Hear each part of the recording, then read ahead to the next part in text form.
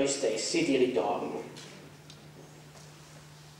Tre domande svelte di quelle che io le faccio sabato sera, ma lei non mi risponde mai dalla TV.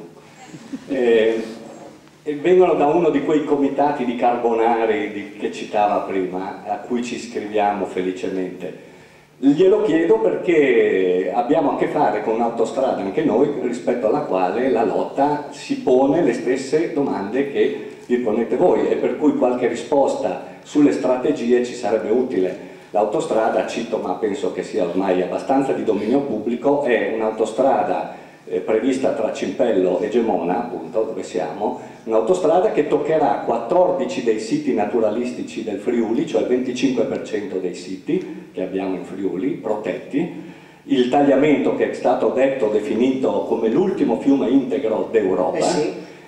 Studiosi che ormai da tutte le parti del mondo vengono a capire come funziona per riportare queste esperienze per le rinaturalizzazioni. Quindi una domanda riguarda senz'altro come cercare di contrastare un'opera che tra l'altro nei numeri è assolutamente inutile, insostenibile. E questo è il primo punto. Sì, se servisse uno potrebbe dire facciamo una mediazione, sì, se servisse, ma se addirittura non serve dici ma perché dobbiamo fare questo sacrificio? Io ho sentito che l'ha detto anche lei, la domanda solita che tutti pongono in questi casi: a cosa serve? La risposta istituzionale è che è strategica, punto. No. Ecco. E ultima cosa, siccome è prodotta con il project financing, sul quale abbiamo tutta una serie anche di dubbi, non so se vuole magari dare qualche opinione, perché l'impressione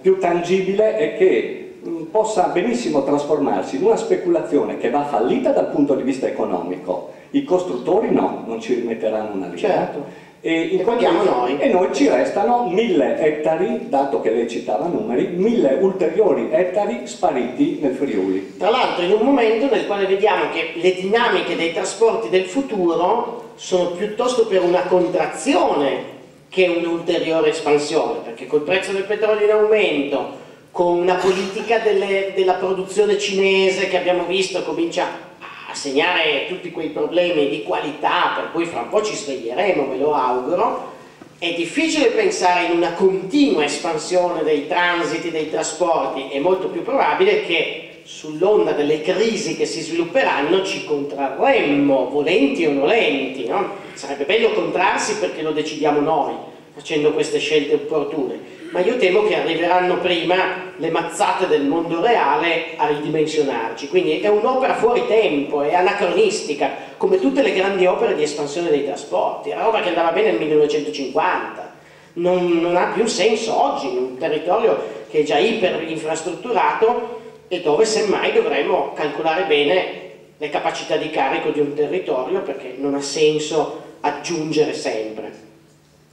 Ed era l'ultima, no, questa era per dire sì, anche il project financing sappiamo che è una copertura dove in realtà poi nessuno mette soldi privati lì dentro, ma sono tutti bei soldi pubblici che paghiamo poi noi, incluse poi le spese di futura manutenzione, perché non dobbiamo poi dimenticare che queste opere dopo hanno una loro vita che presuppone altri soldi per tenerle in piedi. Mentre i pochi guadagni che eventualmente ci saranno sappiamo che saranno invece dei guadagni privati con le concessioni e con questo giochetto. Sulla seconda me la sono dimenticata. Le strategie. Beh, le strategie ognuno se le deve un po' creare sul territorio. L'esperienza della Valle di Susa è stata tanti anni di tempo per informare e per crescere. Nel 1991 si facevano riunioni nelle comunità montane, nei comuni con 20 persone. Oggi, se si indice una qualsiasi riunione pubblica per discutere di questi problemi, come minimo ci sono 500-800 persone e la gente fuori con lo schermo in piazza, perché non basta lo spazio. Quindi questo è stato un grande successo anche sociale, c'è una grande dinamica di voglia di combattere, di informarsi, e questo è qualcosa di positivo, perché poi serve anche per altre cose. Non è quella la battaglia contro la grande opera, ma poi questo ha permesso di ragionare su tanti altri temi. Non che siano rose e fiori, per esempio sulla cementificazione noi non siamo ancora riusciti a chiudere questo anello e dire se lotti contro la grande opera devi lottare anche contro il capannone poi. perché l'interesse locale prevale purtroppo ancora. È un ulteriore passo che speriamo possa crescere.